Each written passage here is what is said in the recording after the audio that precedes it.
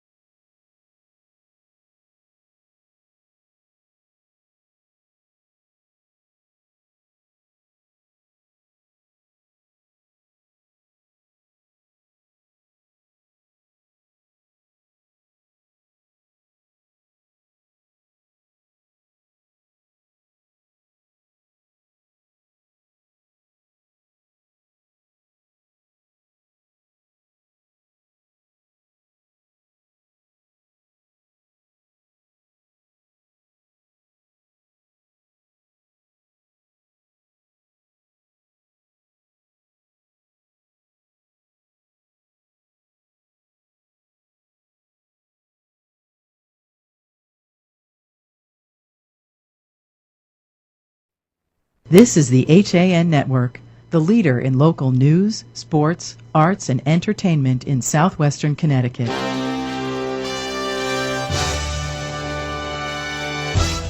This is your coffee break on the HAN Network.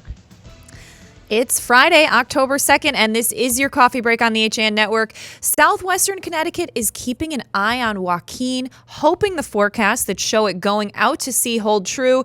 And we're tracking event cancellations and postponements, which will, of course, be updated all day on your local HAN Network site. We're also going to have a look back on this day in history, the latest on high school sports, and a lot more news. But first, an inch of rain or more is forecasted for the area over the weekend, along with winds up to 33 miles per hour Friday night. But Hurricane Joaquin is not forecasted to hit here, according to the National Weather Service.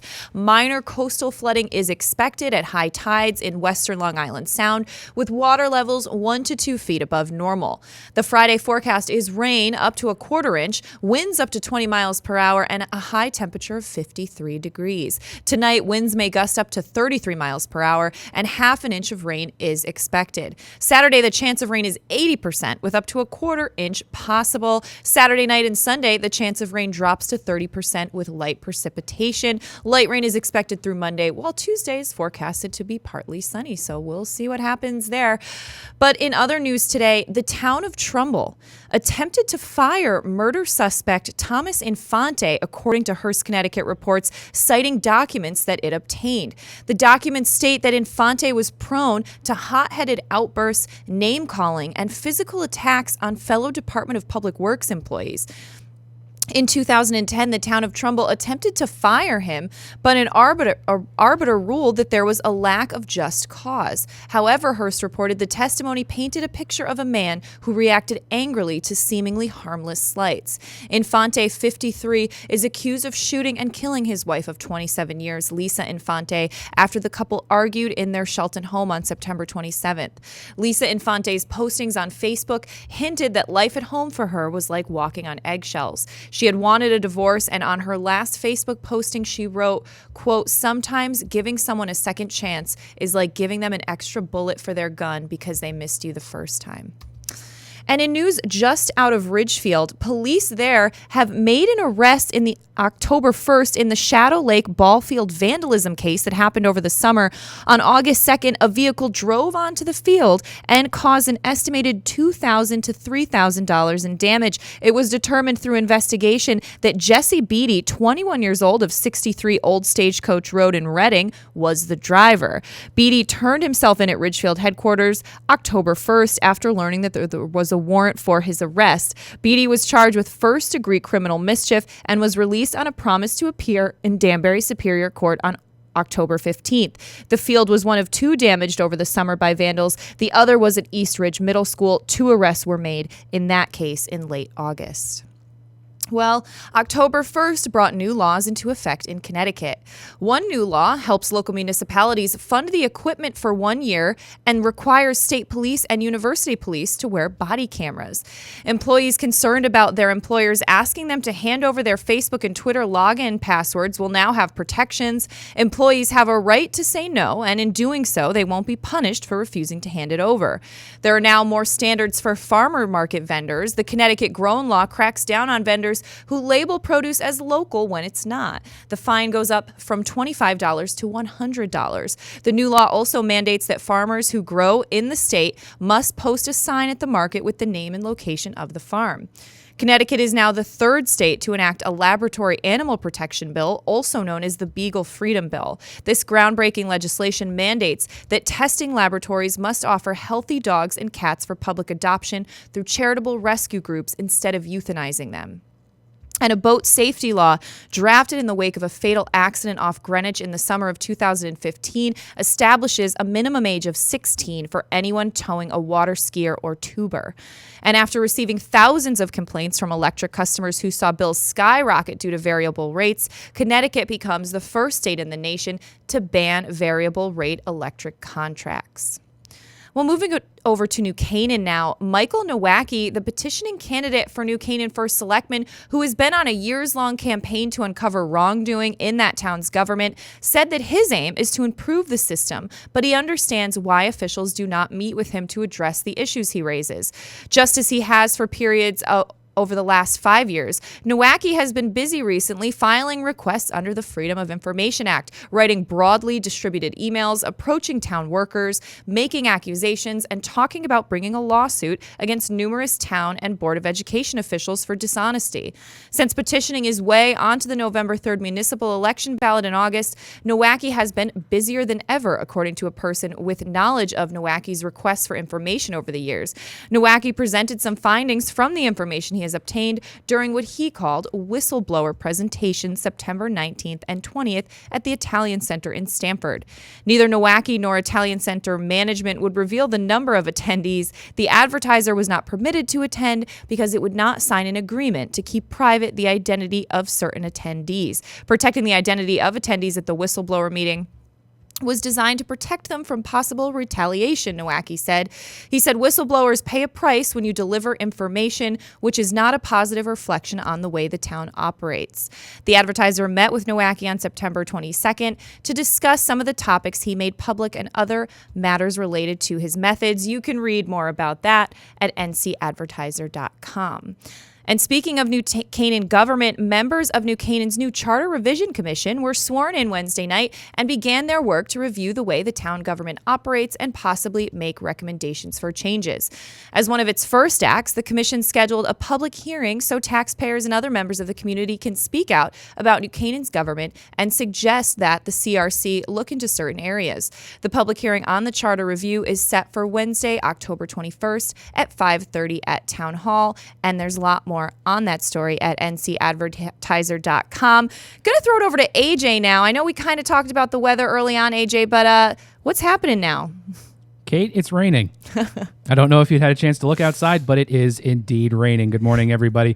Currently 51 degrees here in Shelton. As I said, raining. High today, not going to get much better than that, up to about 53. Wind already picking up about 18 miles per hour, with gusts possibly as high as 30. Chance of precipitation is 100%, according to the National Weather Service. And new precipitation will be between 1/10 and 1/4 of an inch today. Tonight, low going to get down to about 42, so break out the hoodies. The wind will continue to pick up to about a baseline of 22 miles per hour, gusting again up to about the mid-30s. So some of the residual effects of Hurricane Joaquin out there in the Atlantic ruining all of our weekends. The rest of the weekend, it's going to rain. 80% chance on Sunday as the high only gets to 50 degrees. And Saturday, high to about 50 degrees. Sunday, high 58. Monday, things creep back into the 60s or so. The rain should be gone by then, and hopefully Joaquin with it. Kate, back to you. All right. Thanks, AJ. Well, we're going to take a break. When we come back, Donald Lang is going to be joining us for a look back on this day in history. We'll also have the latest on high school sports and a lot more news coming up on your coffee break after this. When you experience a sports injury, you want to get better and fast. Coastal Ortho Express gives you direct access to orthopedic care quickly. Their physicians are fellowship trained in sports medicine at world-class universities and are also team doctors for area football teams. For specialized personal care of sports injuries, go to Coastal Ortho Express. Open Monday through Saturday in the iPark building, 761 Main Avenue in Norwalk, or coastalorthoexpress.com. Coastal Orthopedics, keeping you on the move. Alliance. We are an industry leader in coordinating transportation for large events such as corporate road shows, conferences, and special events. Our team of experts understands the dynamics and logistics of high-pressure situations and complex arrangements, all within a rapidly changing environment. Since 1999, we have added charter jets, event management, and personal protection to our range of services. Mention this ad for $25 off your next round-trip reservation. Alliance and you. Together, we can achieve the extraordinary. 855-546-6996 or alliancelimo.com.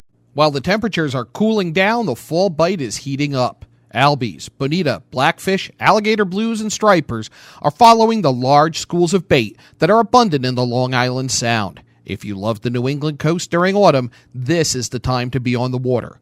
The latest from Shimano, Quantum, AVET, Hoagie, Phase 2 and more are in stock and ready to go at the Dock Shop. And don't mind those fall breezes with jackets, hats, gloves, and fleece from Grundens and Stormer. The Dock Shop will keep you warm and dry. Boater, beach bum, fisherman, or simply love the New England coast, this is a unique place to shop. The Dock Shop, now in 2 locations, 51 Tokenique Road, Darien, 609 Riverside Avenue, Westport, or on the web, dockshop.com.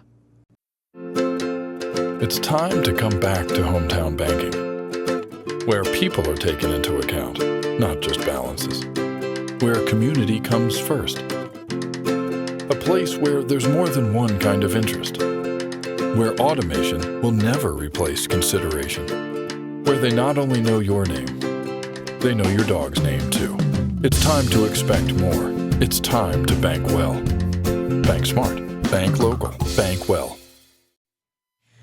And we're back with this Friday edition of Your Coffee Break. I'm Kate Czaplinski, and throwing it over to Donald Ang now for a look back on this day in history. Don? Well, thank you, Kate. On this day, we had a low-budget TV show that gave birth to a brand new word, or expression at least, in the English language. But first, we go all the way back to 1187, the Siege of Jerusalem. Saladin captures the city after 88 years of Crusader rule. It was the subject of the movie Kingdom of Heaven. The movie was surprisingly historically accurate as Hollywood depictions go, although the character Balian, in his 50s at the time, at least 30 years older than Orlando Bloom's portrayal. 1835. The Texas Revolution begins with the Battle of Gonzales. Mexican soldiers attempt to disarm the people of Gonzales, Texas, but as you might expect, taking guns away from Texans, not as easy as you might think. By the way, Gonzales, Texas's weekly community newspaper is called the Gonzales Cannon. 1928, the Prelature of the Holy Cross and the Work of God, commonly known as Opus Dei, founded by St. Jose Maria Escriva. They were the bad guys, if you remember, in the Da Vinci Code. Leaders of the group say Dan Brown's portrayal was totally inaccurate. The fact is, with 94,000 members and a $47 million New York headquarters on Lexington Avenue, it's a bit of a reach to call them a secret society. 1950, Peanuts by Charles M. Schulz, first published. If you're looking there, that's good old Charlie Brown with no stripe on his shirt. And finally, we go to 1959, when we first saw this.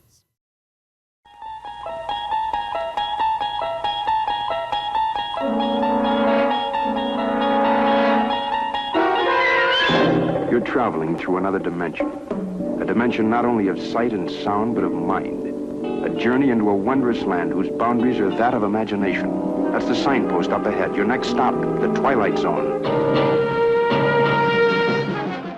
Of course, the television series The Twilight Zone, making its debut in 1959. The series consists of unrelated stories depicting paranormal, futuristic, Kafkaesque, or otherwise disturbing events, each story typically featuring a moral and a surprise ending. And by the way, if you've ever stepped into The Twilight Zone, you know the place is a madhouse. Feels like being cloned. With your look back in history, I am the non-golden earringed Donald Ng. Thanks, Don. All right, well, time to throw it over to AJ now for the latest on high school sports. AJ. Thanks again, Kate. You must be getting sick of me this week. Oh, so sick of you. A short schedule again yesterday in local high school sports. We had volleyball. Ludlow beat Ridgefield, 3-2. The game went 5 complete matches. Alice Nelson had 22 digs for the Falcons. Catherine Jordan had 14 kills for Ridgefield. Over to girls soccer, Ward beat Danbury 2-0. Teresa Andres had both goals for Ward. Rachel DeBillis for Danbury had 8 saves, but not the 2 that counted. Ludlow beat New Canaan 3-0 in girls soccer. Greenwich over Norwalk 1-0. Anna Giannuzzi with the goal for the Cardinals. St. Joe's 4-0 over Stanford. West Hill 5-2 over Trumbull. Over to field hockey, only one game played yesterday. Norwalk beat Staples 2-0. On the slate for today, a lot of games currently scheduled. Who knows what's going to get played with the weather outside? We'll start with football. Greenwich will take on Central. McMahon will play Stanford. Norwalk at Ridgefield. Ward at Staples. And West Hill heads to New Canaan. Boys soccer, we see Stanford taking on West Hill. Trinity heads to Central. Greenwich at Ward. Ludlow at Staples. Ridgefield at New Canaan. McMahon at St. Joe's. Danbury at Wilton. And Trumbull at Norwalk. Only one game planned for girls soccer where Greenwich will take on Ridgefield. Also only one game for field hockey. Ward at Ludlow, the Fairfield Bowl there. Over to girls volleyball, Greenwich will take on Staples, Trumbull at New Canaan, Stamford at Darien, Central at Norwalk, Danbury at St. Joe's, West Hill at Trinity, McMahon at Ridgefield, Wilton takes on Ward. And finally, girls swimming and diving, Norwalk and McMahon will take on Ridgefield. And us tonight, we will be in Westport, hopefully seeing Staples play Fairfield Ward. We're not quite sure how we're going to do it, but we're going to do our best to get you that game tonight. Kate, back over to you. All right. Thanks, AJ. Well, getting back to some of the news today, the Easton Board of Selectmen did not violate provisions of the Freedom of Information Act in its actions regarding a group studying the cell tower issue in town. That is according to a hearing officer for the FOI. Resident Gowan Dacey filed an FOI complaint in December 2014, alleging the selectmen denied public access to meetings of Easton Advocates for Responsible Cellular Coverage. The Easton Advocates didn't notify the public about its meetings and didn't divulge agendas or minutes, all required of public agencies by the FOI Act. But hearing officer Valencia D. Harmon, in her September 16th report, determined that the group was a self-motivated, citizen-formed advocacy group and not a town committee created by the Board of Selectmen, so therefore they were not subject to FOI laws. Harmon also said if the Board of Selectmen had created a subcommittee, that committee, not the Board of Selectmen, would be responsible for complying with the FOI Act and would be held accountable for failing to do so. Although Harmon dismissed the complaint, the full FOI Commission will make a final decision on the matter October 14th. The hearing officer's recommendation is just that, a recommendation until a ruling is made by the full commission. You can follow that story at eastoncourier.com. Ridgefield residents are excited about Branchville potentially becoming a thriving center for restaurants and bars, but there are several challenges planning experts say must be solved first, like building enough sewer service. According to Betty Broch's town planner, there is a sewage treatment plant in Georgetown section of Reading, but the plant is currently allocated to property that is expected to be developed within the next decade. And Brochus was asked to comment on the realities of developing Branchville following the conclusion of a 3-day workshop last month in which residents expressed their visions for Branchville, a commercial strip of Route 7 served by the Danbury-Norwalk branch of Metro North. Finding the sewer capacity for Branchville has also been noted by the Branchville study consultants as a hurdle to be leaped. Ridgefield has sewage treatment plants on South Street and on Route 7 behind Ethan Allen Highway, but the cost to run sewer lines to those plants and the possible need for upgrades would make those options very expensive, Brochus said. Sewers aren't the only problem. The Branchville development must be overcome. There is also the floodplain and floodway to consider. Branchville is located along the Norwalk River, and the floodplain extends into several of the properties on both sides of the river. No development is permitted within the floodway. Residential uses need to be elevated above the floodplain where flooding spreads out from there. And you could read more on that story at theridgefieldpress.com. More than 30 Wilton residents gathered inside Old Town Hall yesterday morning to celebrate the naming of the Wilton portion of Route 106 in honor of late Wiltonian and World War II veteran Charles M. Baffo. The Wilton Bulletin's Kendra Baker shot photos of the ceremony, which included speeches by town dignitaries. The new Route 106 sign, named in honor of Charles M. Baffo, along with his Croix de Chevalier, were displayed during Thursday's road naming ceremony. You can see more images on the Wilton Bulletin Facebook page. Interested in checking out history this weekend? Well, you have a chance to check out Buildings of Yore in Weston and Wilton on Sunday. There will be an open house at Weston's old post office this Sunday, October 4th from 1 to 4, hosted by the Weston Historical Society. The building is at Bisceglie Scribner Park on Newtown Turnpike in Weston. The public is invited to visit the old post office and try their hand at writing with a quill pen, playing a game of checkers, and buying penny candy. All right, time to throw it back over to AJ for some weather. Kate, it's still raining. Not much has changed since I checked in at the top of the hour. Still 51 degrees and raining outside. Forecast looks much the same. I'm checking here on Joaquin. Forecast models currently saying it should continue to move north and out to sea. Right now we're looking at flood warnings in the mid-Atlantic states, but as of sitting here right now and me doing my best to interpret the National Weather Service's often confusing graphs, it looks like it may miss us, in my professional opinion. Kate, back to you. All right. Thanks, AJ. Well, we're going to take another break, come back with some more news, and we're also going to be looking at the top stories among all our HAN websites this week. So that and a lot more is coming up after this.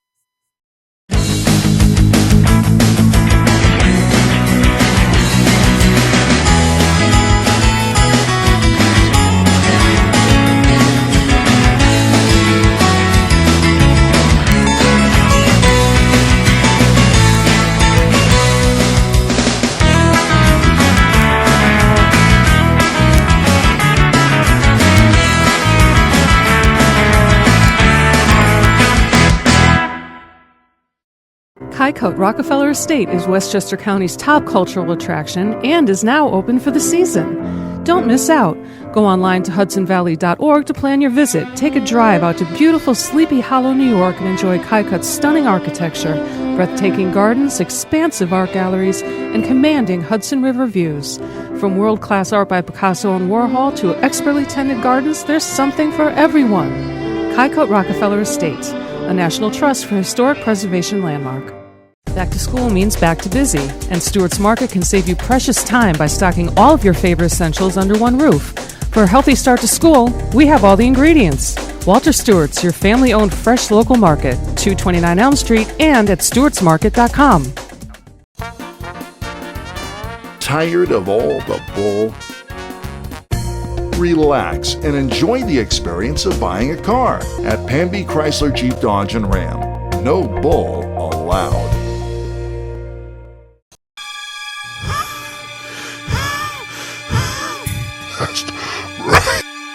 Have no fear. HAN Network's Fast Frights movie contest is here. Can your film make the cut? Submit your 3-minute scary movie today for a chance to win a DJI Phantom 3 drone, sponsored by Milford Photo. The only thing to fear is missing the deadline.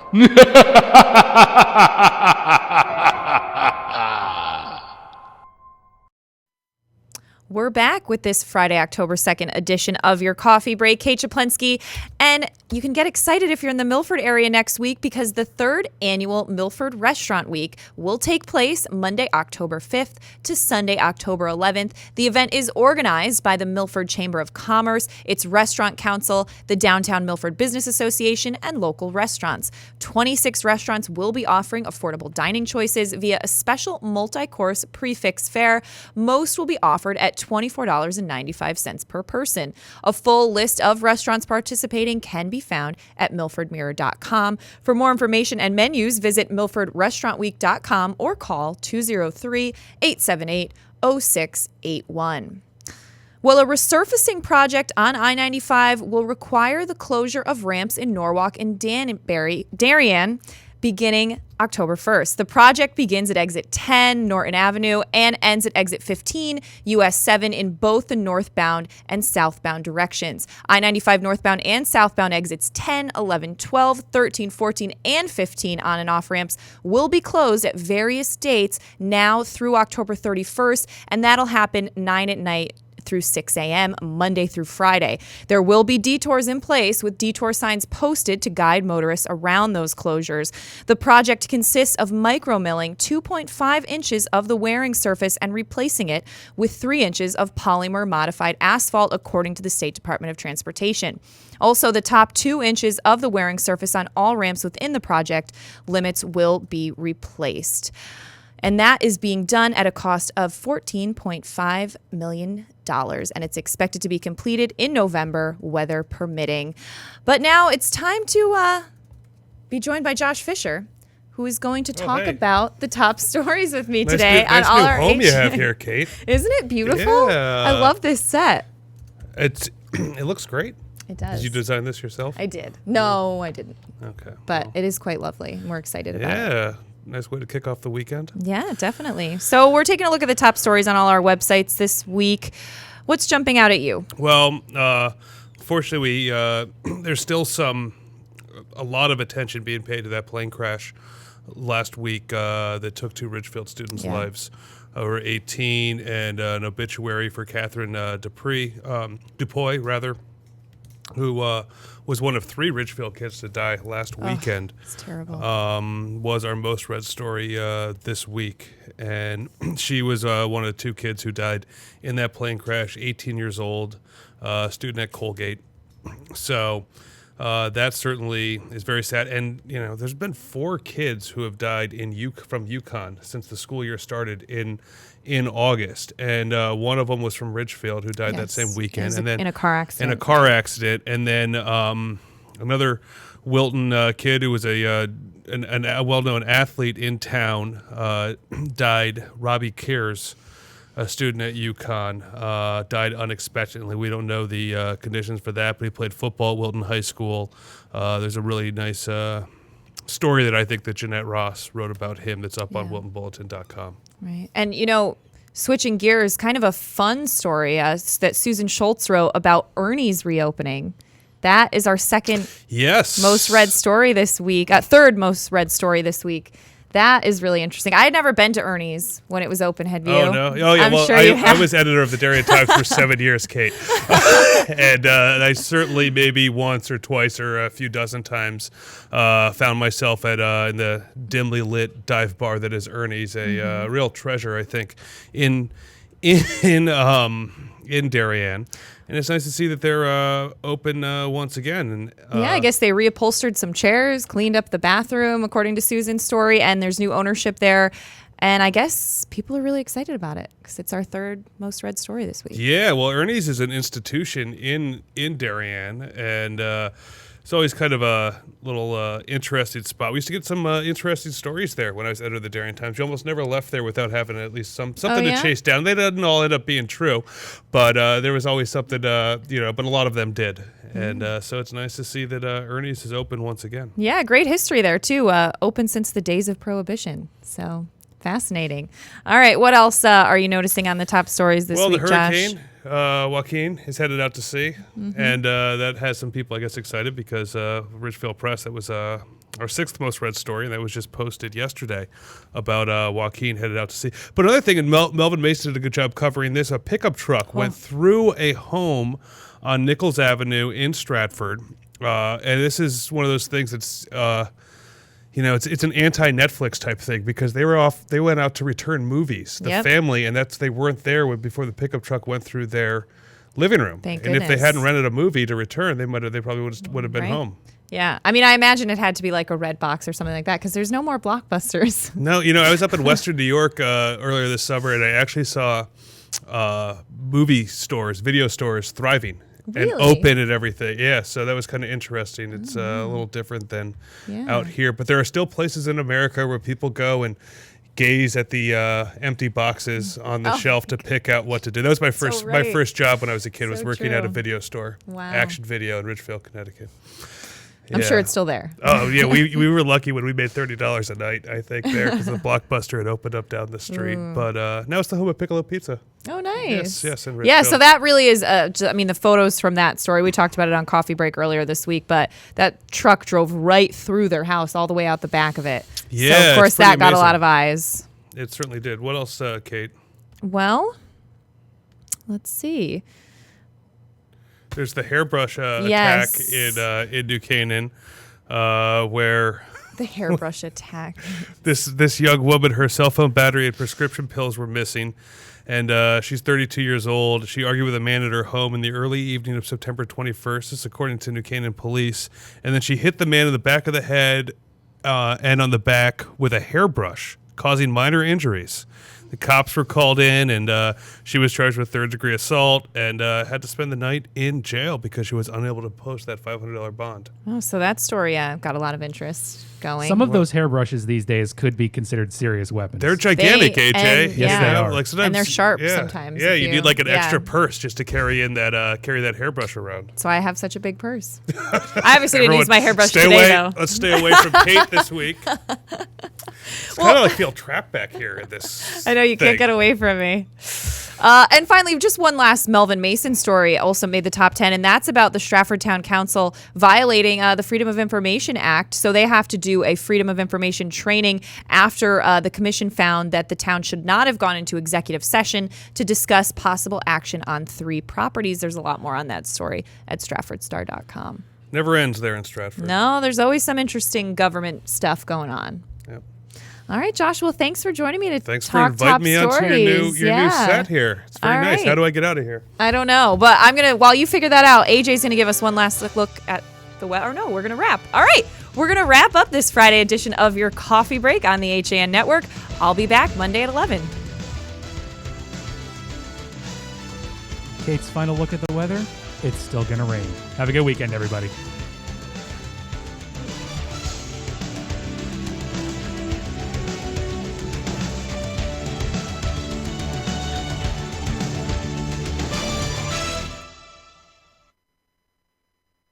This is the HAN Network, the leader for local news, sports, arts, and entertainment in southwestern Connecticut and beyond.